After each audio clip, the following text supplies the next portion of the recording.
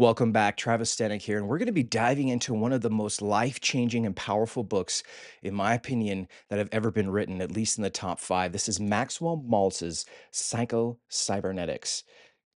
And I'm going to be reading this chapter by chapter, day by day, providing some commentary and some potential personal reflection as I go along, but running a thought experiment trial that's basically following the instructions outlined in the book and doing these thought experiments.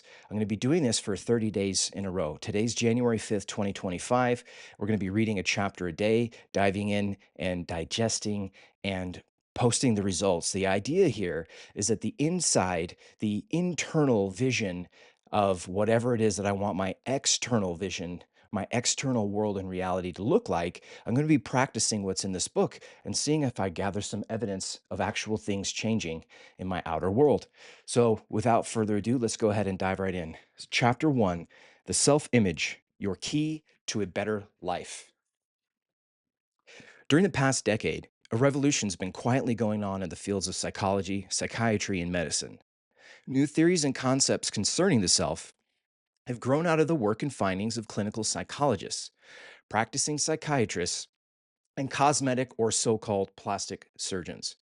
New methods growing out of these findings have resulted in rather dramatic changes in personality, health, and apparently even basic abilities and talents.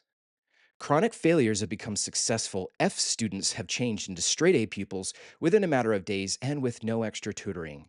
Shy, retiring, inhibited personalities have become happy and outgoing. Writing in the January 1959 issue of Cosmopolitan magazine, T.F. James summarizes the results obtained by various psychologists and MDs as follows. Quote, understanding the psychology of the self can mean the difference between success and failure, love and hate, bitterness and happiness.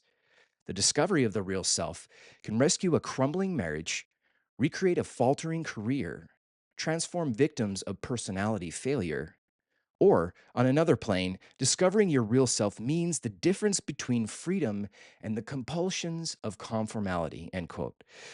So your key to a better life, the most important psychologic discovery of this century is the discovery of the self-image. Whether we realize it or not, each of us carries about with us a mental blueprint or picture of ourselves. So it's going on with or without your conscious awareness. We basically recreated or we've created the image of ourself through our life experiences, the things at which we believe on a subconscious level. And it's the actual blueprint that we carry with us that creates our reality. It's the manifestation of the internal world. The results of our external world are the production of that. That very blueprint lays the foundation for what we experience in life. That's what he's talking about here. It may be vague and ill defined to our conscious gaze. In fact, it may not be consciously recognizable at all, but it's there, complete down to the last detail. This self image is our own concept of the sort of person I am. It's been built up from our own beliefs about ourselves. But most of these beliefs about ourselves have unconsciously been formed from our past experiences or successes and our failures, our humiliations, our triumphs, and the way other people have reacted to us, especially in early childhood. Those formative years, those when we're basically very highly influential and our brain waves are operating below the beta brainwave state. A lot of it is like a dreamlike state. You are very susceptible for the information feeding into your brain, and those that you like, know, and trust the most, your parents, your teachers, eventually the people that you go to school with. Those are the ones that are influencing and shaping your entire life. A lot of those not well serving us beliefs we picked up as a kid and we've carried with us into our adulthood. And that's basically what he's talking about here. From all these, we mentally construct a self or a picture of a self. Once an idea or belief about ourselves goes into the picture, it becomes true as far as we personally are concerned. We don't question its validity, but we proceed to act upon it just as if it were true. This self image becomes the golden key to living a better life because it's got two important discoveries. Number one, all your actions, feelings, behavior, even your abilities are always consistent with this self image. In short, you'll act like the sort of person that you conceive yourself to be. Not only this, but you cannot act any other way despite all of your conscious efforts or willpower.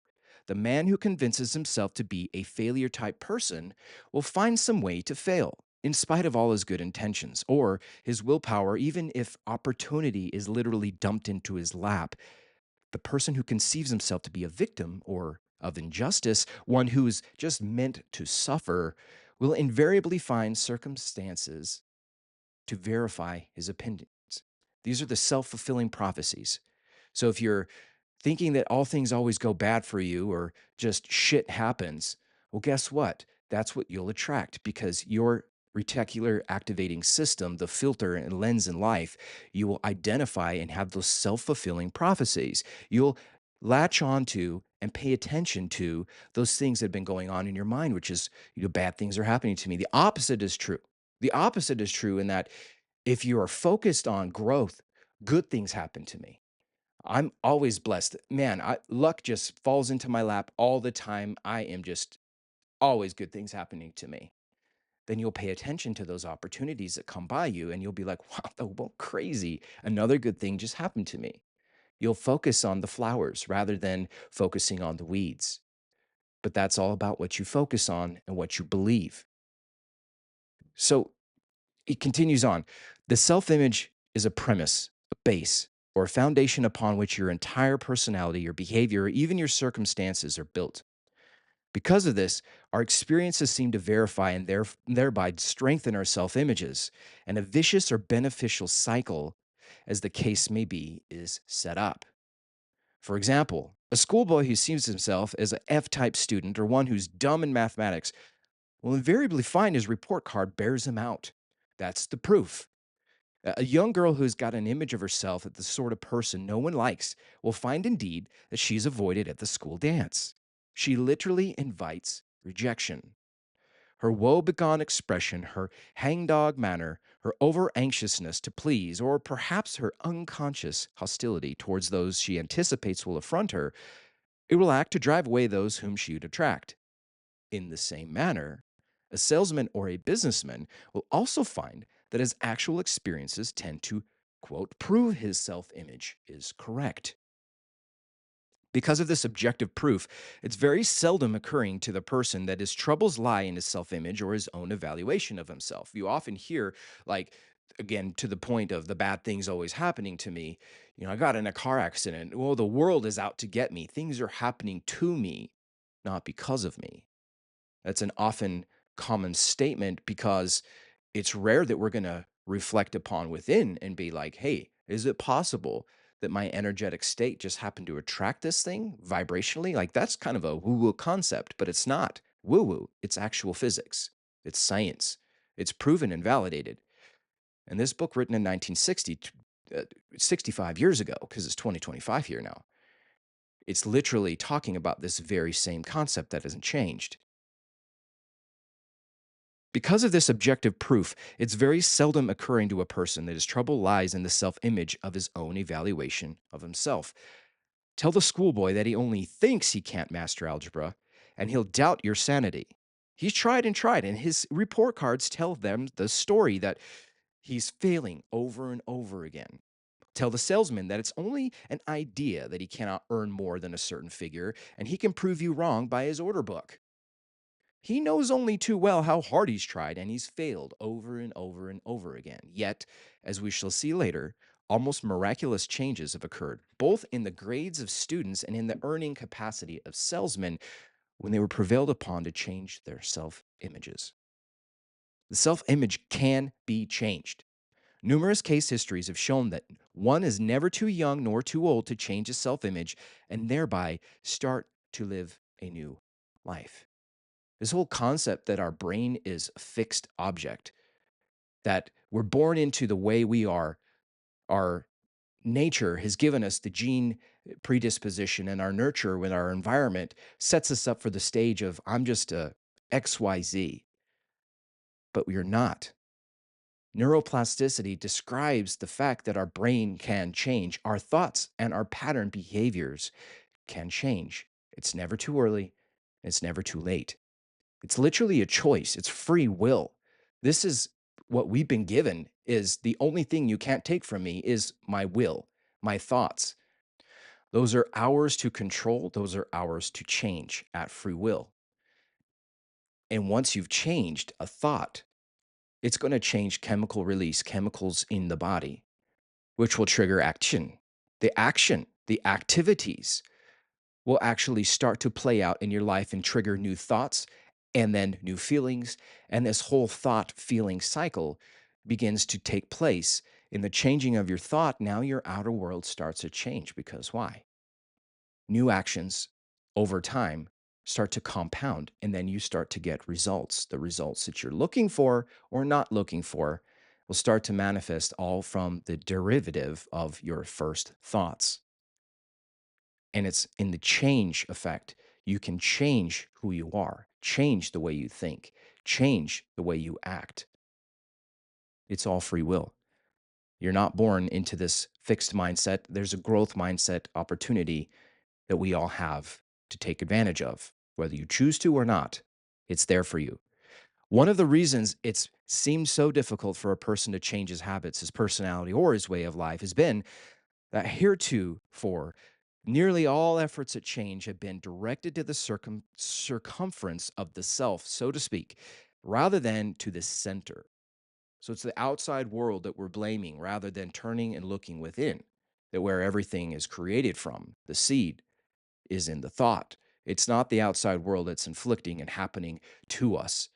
It's happening because of us. It's happening for us, so to speak. But more so, let's keep reading. Numerous patients have said to me something like the following: if you're talking about positive thinking, oh, I've tried that before. It just doesn't work for me. However, a little questioning invariably brings out that these individuals have employed positive thinking or attempted to employ it either upon particular external circumstances or upon some particular habit or character defect. Here's an example: I'll get that job. I'll be more calm and relaxed in the future. This business venture will turn out right for me, etc., etc. But they've never thought to change their thinking of the self, which was to accomplish those things. So it's this future based mentality that one day I'll be happy, one day I'll get that thing, one day I'll become this person. The have, one day I will have the lifestyle, that which I will do the things with that lifestyle, and one day I will become. The have, do, be is a future paced mentality that puts your desires out there in front of you rather than bringing them into the present moment of be, do, have. Being the person, raising your vibrational state, changing your thought patterns, becoming that person as if, act as if, that's not just a cliche, it's an actual description of physics. You change who you are first, you be the person you are, then you do the things that that person is becoming, is being, and then you have the results. It's not have, do, be, it's be, do, have. And that's exactly what he's describing. Jesus warned us about the folly Jesus warned us about the folly of putting a patch of new material upon an old garment, or of putting new wine into old bottles. Positive thinking, it cannot be used effectively as a patch or a crutch to the same self-image. In fact, it's literally impossible to really think about a particular situation as long as you hold a negative concept of self. And numerous experiments have shown that once the concept of self is changed, other things consistent with the new concept of self are accomplished easily and without strain. That which you thought was impossible now seems second nature once your self identity is changed. I'm the person now that's capable of bearing new challenges, difficulties, and things that which used to seem impossible with my old self identity, literally killing the old self in favor of a new self image, allows us to do bigger, better things we didn't formerly think we were even capable of doing. One of the earliest and most convincing experiments along this line was conducted by the late Prescott Lecky, one of the pioneers in self image psychology. Conceived of the personality as a system of ideas, all of which must seem to be consistent with each other. Ideas which are consistent with the system are rejected, not believed, and not acted upon. Ideas which seem to be consistent with the system are accepted. At the very center of this system of ideas, the keystone, the base upon which all else is built, is the individual's ego ideal, his self image, or his conception of himself. Lecky was a school teacher, and he had an opportunity to test his theory upon thousands of students. Lecky theorized that if a student had trouble learning a certain subject, it'd because, from basically the student's point of view, it'd be inconsistent for him to learn it. Lecky believed, however, that if you could change the student's self conception, which underlies this viewpoint, his attitude toward the subject would change accordingly. If the student could be induced to change his self definition, his learning ability should also change. This proved to be the case. One student who misspelled 55 words out of 100 and flunked so many subjects that he lost credit for a year made a general average of 91 the next year and became one of the best spellers in the school. A boy who was dropped from one college because of poor grades entered Columbia and became a straight A student. A girl who'd flunked Latin 4 times after 3 talks with the school counselor finished with a grade of 84. A boy who was told by testing bureau that he had no aptitude for English won honorable mention the next year for a literary prize. The trouble with these students, it wasn't that they were dumb or lacking the basic aptitudes. Really, the trouble was an inadequate self image. I don't have a mathematical mind, they said. I'm just naturally a poor speller, they identified. These mistakes and failures were what they were identifying as themselves. They were calling themselves the failure. They were identifying with the bad at math, with the bad at spelling, with the not affluent in the thing that which I'm trying to or striving to achieve.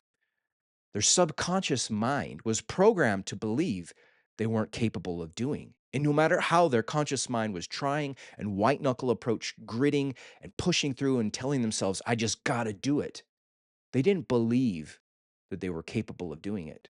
And thereby, their external world, the results, the confirmation bias came to be that they just kept failing over and over, no matter how hard they tried, until they changed the root of their self image.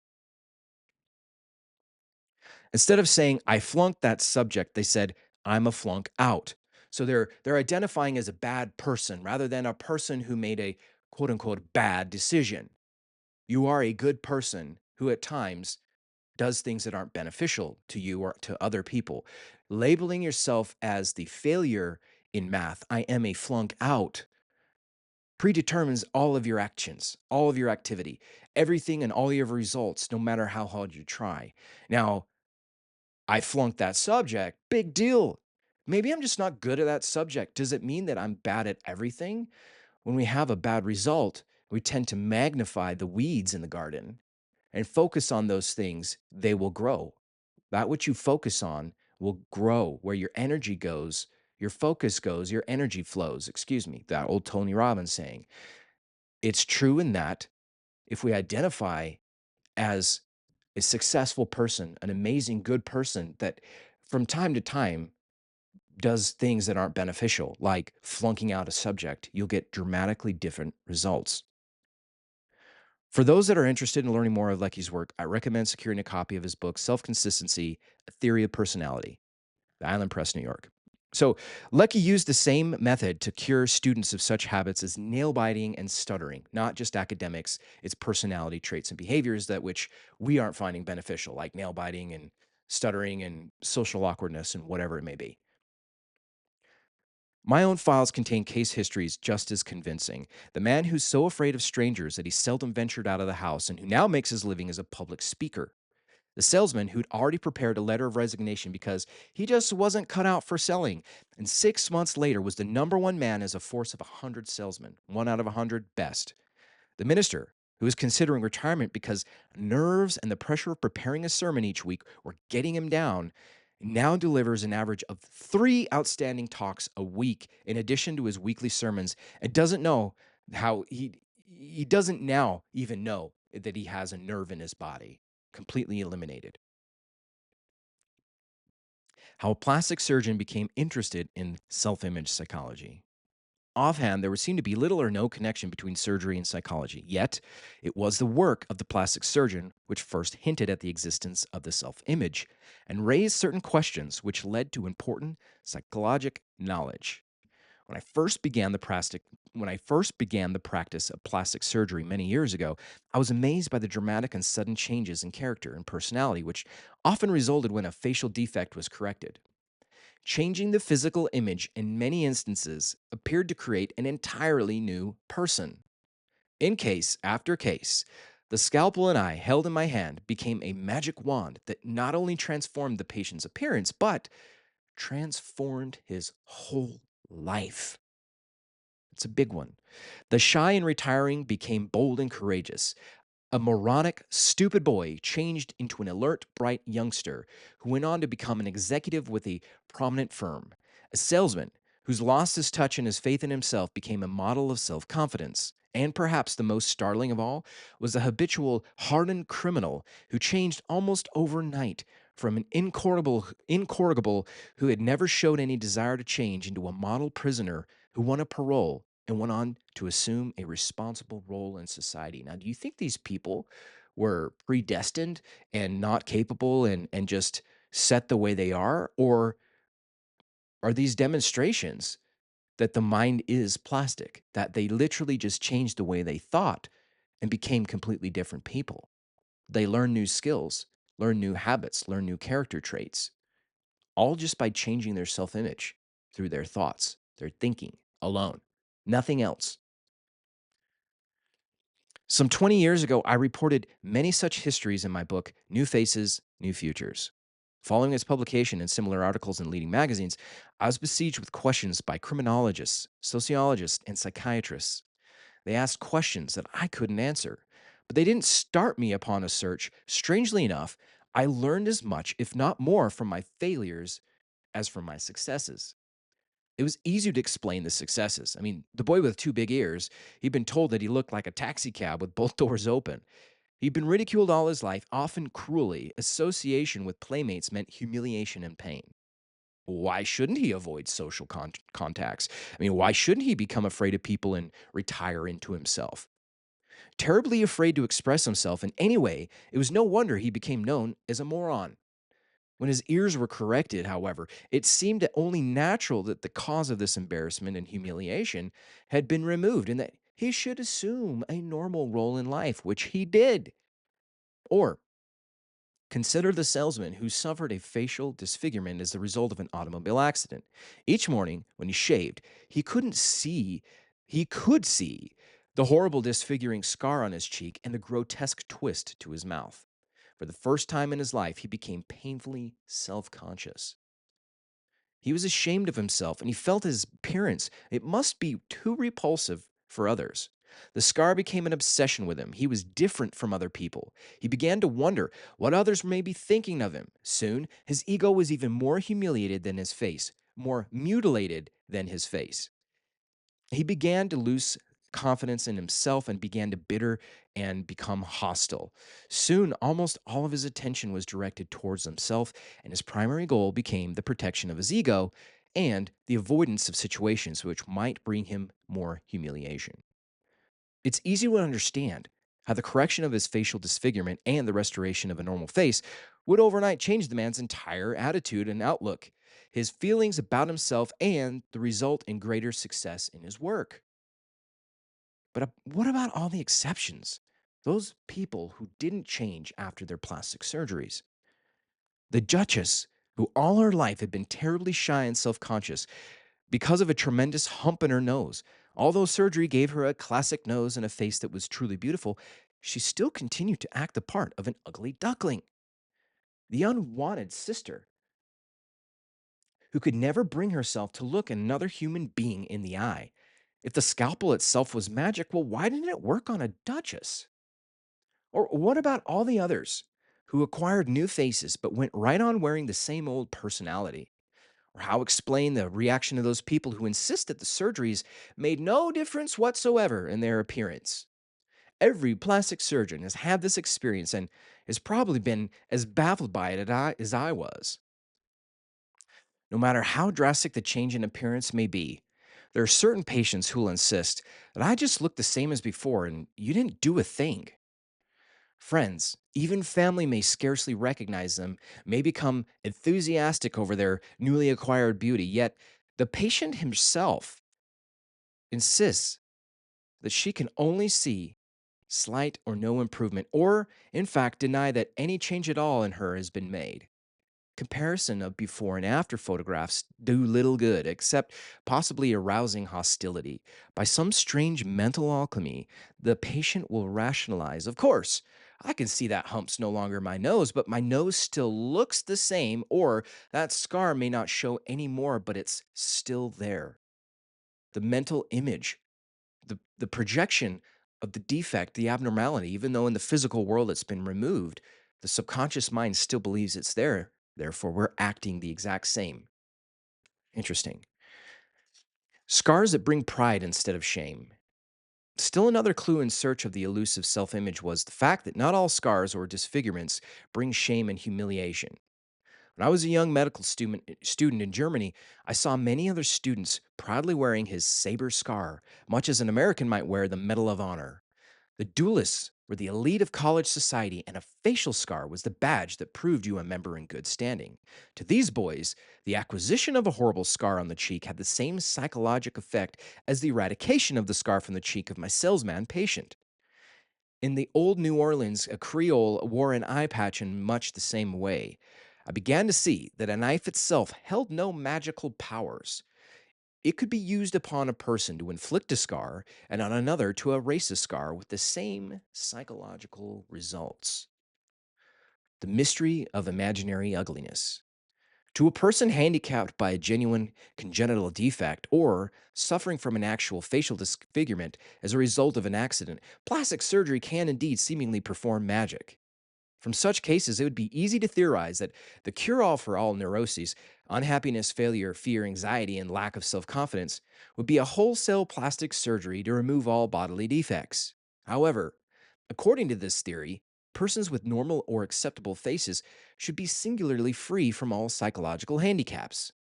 They should be cheerful, happy, self confident, free from anxiety and worry. We know only too well that this is not true. Nor can such a theory explain the people who visit the office of a plastic surgeon and demand a facelift to cure a purely imaginary ugliness. There are 35 or 45-year-old women who are convinced that they look old enough that their appearance is perfectly normal and, in many cases, unusually attractive. There are the young girls who are convinced that they're ugly merely because their mouth, nose, or bust measurement doesn't exactly match that of the currently reigning movie queen. There are men who believe that their ears are too big or their noses are too long.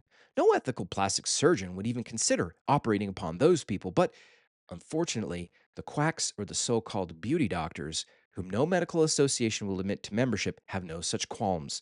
Such imaginary ugliness is not at all uncommon.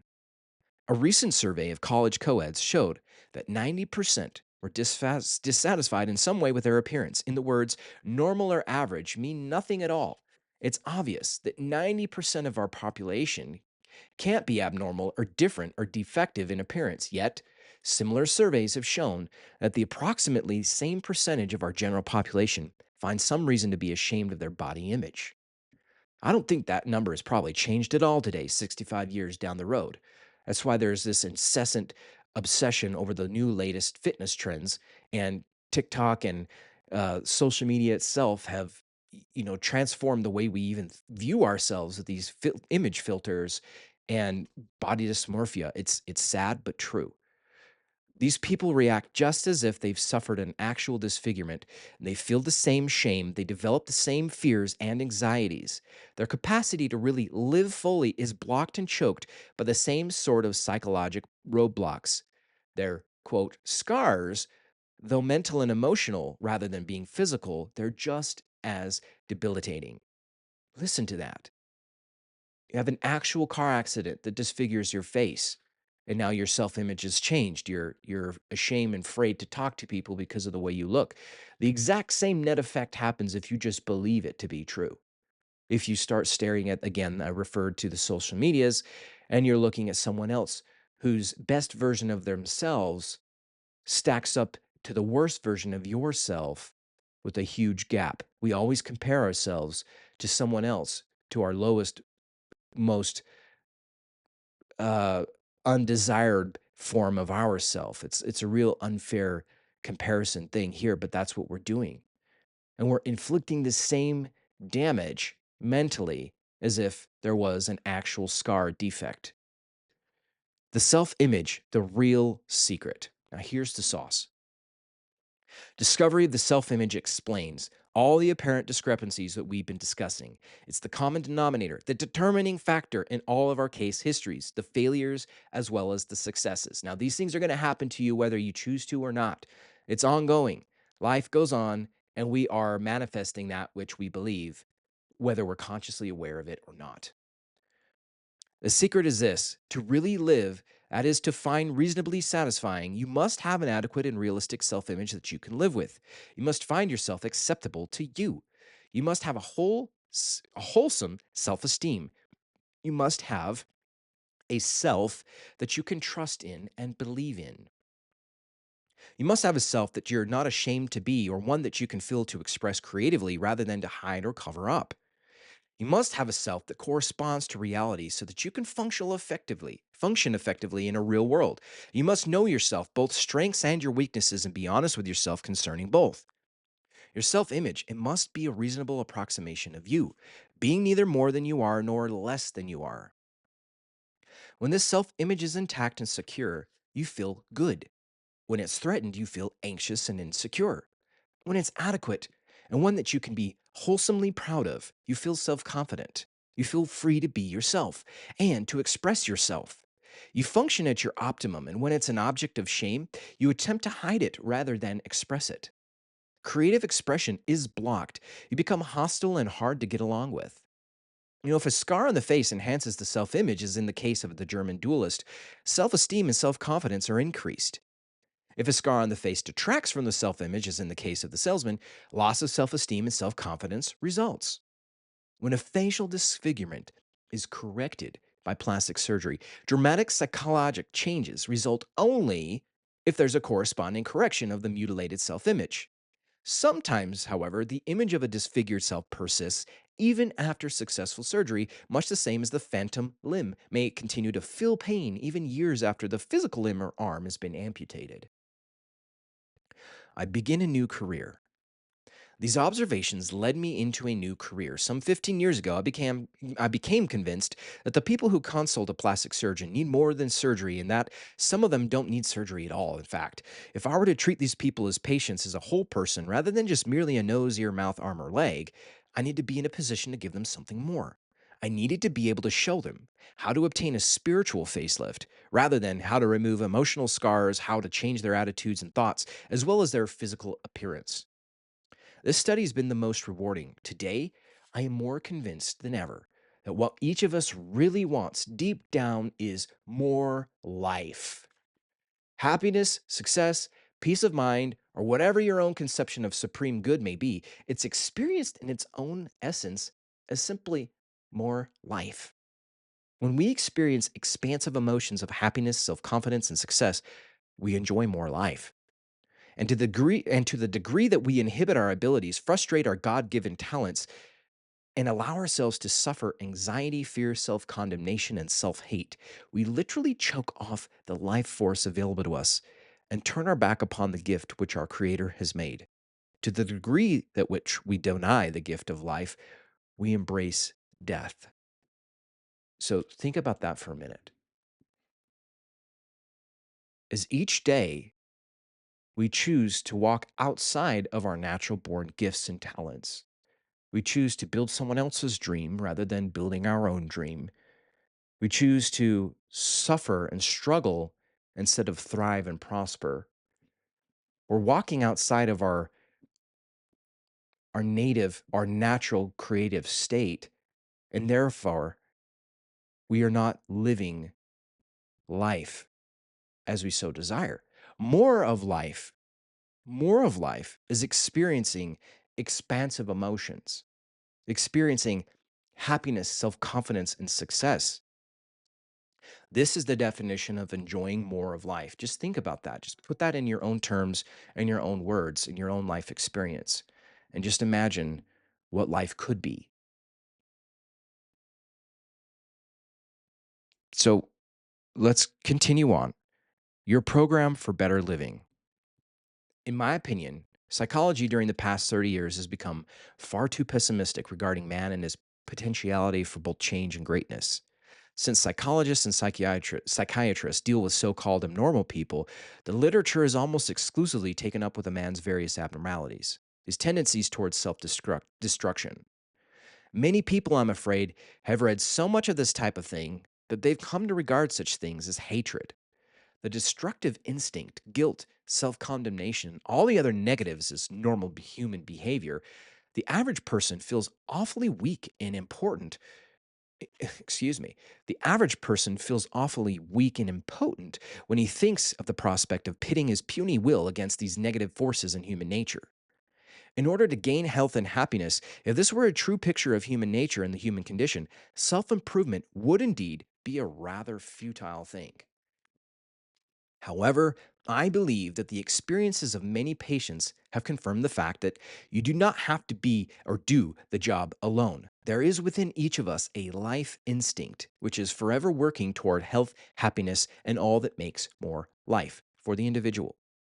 This quote, life instinct works for you through what I call the creative mechanism, or when used correctly, the success mechanism built into each human being.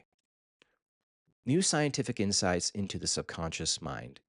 The new science of cybernetics has furnished us with the convincing proof that the so called subconscious mind isn't a mind at all, but rather a mechanism, a goal striving servo mechanism consisting of the brain and nervous system, which is used by and directed by the mind. So think of it in terms of your conscious mind, your active mind, and your subconscious mind is that which goes on automatically. The 95% or more of the thoughts and feelings and emotions that we thought of yesterday become automatic in habits and free us up to be able to do the things and operate in natural life when the 5% remaining that we choose through the conscious mind. The subconscious mind is programmed by the conscious mind, and this thing is the automatic, or what he calls the success mechanism.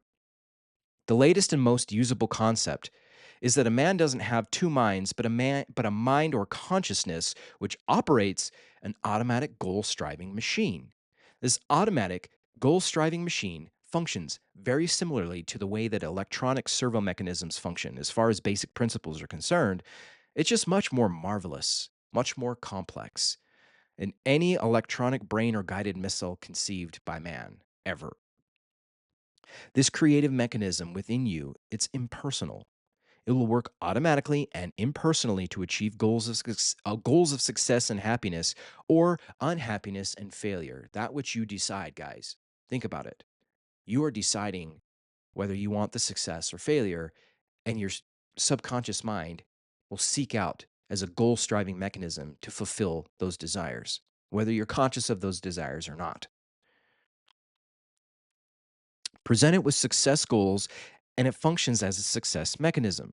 Present it with negative goals, and it operates just as impersonally and just as faithfully as a failure mechanism. There's no judgment here, there's no right or wrong. It's either beneficial or not beneficial to you and others, and you choose it. Your subconscious mind is being programmed and willfully carrying out the commands without judgment. That's exactly what he's saying. So give yourself grace. Like any other servo mechanism, it would must have a clear-cut goal, objective, or problem to work on. The goals that our own creative mechanisms seek to achieve are mental images or mental pictures, which we create by the use of imagination. The key goal image is our self image. Our self image prescribes the limits for the accomplishment of any particular goals. It prescribes the area of the possible. Like any other servo mechanism, our creative mechanism works upon information and data which we feed into it. Our thoughts, beliefs, interpretations. Through our attitudes and our interpretations of situations, we describe the problem to be worked upon. If we feed information and data into our creative mechanism to the effect that we ourselves are unworthy, inferior, or undeserving, incapable, a negative self image, this data is processed and acted upon as any other data in giving us the answer in the form of objective experience.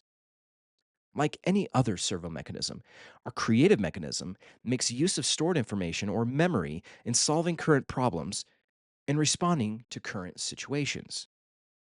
Your program for getting more living out of life consists in form, first of all, learning something about this creative mechanism or automatic guidance system within you and how to use it as a success mechanism rather than as a failure mechanism.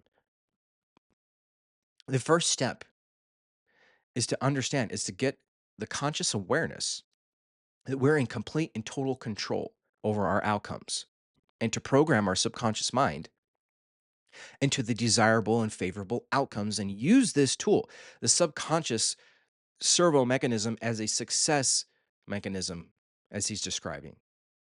Choosing success will produce the results that will be more favorable for us and we'll be happy with them in the long run, the long term, despite what you currently believe or don't believe. The method itself consists in learning, practicing, and experiencing new habits of thinking, imagining, remembering, and acting in order to one, develop an adequate and realistic self image, and two, use your creative mechanism to bring success and happiness in achieving particular goals. If you can remember, worry, or tie your shoe, you can succeed. Let me read that again. If you can remember, if you can worry, or if you can tie your shoe, you can succeed. As you'll see later, the method to be used consists of creative mental picturing, creatively experiencing through your imagination, and the formation of new automatic reaction patterns by acting out and acting as if. Remember, I was describing have do be, which is one day in the future, I'll have that thing, and then I'll get to do the things that I want to do, and then I'll finally become that person I was meant to be. When you act as if you are becoming, you are being the person that does the things that you want to be, and then you will naturally attract those things to you and you will have your results. Be, do, have is act as if. I often tell my patients that if you can remember, worry, or tie your shoe, that you'll have no trouble applying this method. Just realize that in the chapters to come, he'll be telling us it's simple to change. As hard as the results of the lifestyle that we may want to have seem to be in the current present state of our belief system, you are capable of change. And it's just as easy as learning a new skill like tying your shoe, or worrying about something, or even remembering a past experience. It's as simple as that. We'll believe that eventually through this thought experiment alone. We'll rewire our subconscious beliefs into realizing that it is just as easy to acquire those things as tying my shoe. Visualizing creative mental picturing is no more difficult than what you would do when you remember some scene out of the past or worry about the future. Acting out new action patterns is no more difficult than deciding, than following through on tying your shoes in a new and different manner each morning instead of continuing to tie them in your old habitual way without thought or decision. With that, my friends, that's the end of chapter 1. I want you to think this through. A lot of major concepts were shared in chapter 1. There's no practical steps today to go out and plan out our day, but I want you to reflect on potentially what limiting belief systems have you been carrying around with? What are things that are getting in your way of living a life that you truly want and desire? What thought patterns do you need to potentially become aware of so that you can catch yourself and just become aware of them? We're not talking about change yet. We're literally talking about identifying those things that rule our life, the subconscious mind programming that dictate the outcome and results of our lives, the things that are happening to us. They're really not happening to us, but they're happening because of us. We want to just first become aware of them.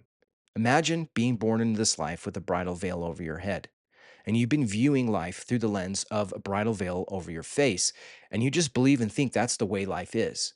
Now, everyone else around you may be able to see and observe that you're wearing a bridal veil. It's really easy for them to see the crap that you're filtering life's lens through, and they may bring it to your attention, or you may one day become aware of it yourself, and you'll lift the bridal veil up and you will see life through a different lens. You'll see life through a clear view, unfiltered, without this veil over your eyes for the first time ever. Now, just recognize I'm going to tell you this from my personal experience and reading in books like this and many others. It will be so uncomfortable. It'll shock the results of becoming aware for the first time that we're wearing this bridal veil, that we'll put it back down over our face for comfort, for returning to the life at which we're used to. But now that you're aware of the bridal veil, you may come back and revisit it and lift it up yet again and say, like, oh man, I like the way this looks. As uncomfortable as it feels and seems, I like the view, this lens on life, unfiltered. And what's going to happen is effectively the pain of change is going to be far less than the pain of remaining the same. After time of lifting the bridal veil up and down over and over again, you will eventually one day take it off and let it go forever. And that is when life truly changes forever. So we'll get to that point. I just want you to think through, what are those things? What are those thoughts that I believe about myself that potentially might not be true? Just challenge them, question them. Is it possible that I could be good at math? Is it possible that I might find a partner who loves me for who I am and wants to spend life with me? Is it possible that I could have life and existence in abundance? I could have an overwhelming abundance in my finances and not have to do things I don't want to do anymore. Clocking out, clocking in, waking up to an alarm, going to a place that I hate only because I've run out of money supply. What if I had enough money supply like an abundance of air supply? What if? Just start to question those things today. And that's our action, our activity. I'm going to go through and think about what limiting beliefs or thoughts I might not be aware of, or if I am already aware of them, jotting them down and journaling them. We'll take this down, find just one. We're doing things baby steps, one step at a time. That's why I'm only reading one chapter a day, not getting too far ahead of ourselves, just trying to do small daily actions compounded over time to get amazing results. That's the goal here. A very simple thought experiment, a trial. We're going to test this out and see if we get any tangible, observable results in our external world. Until next time.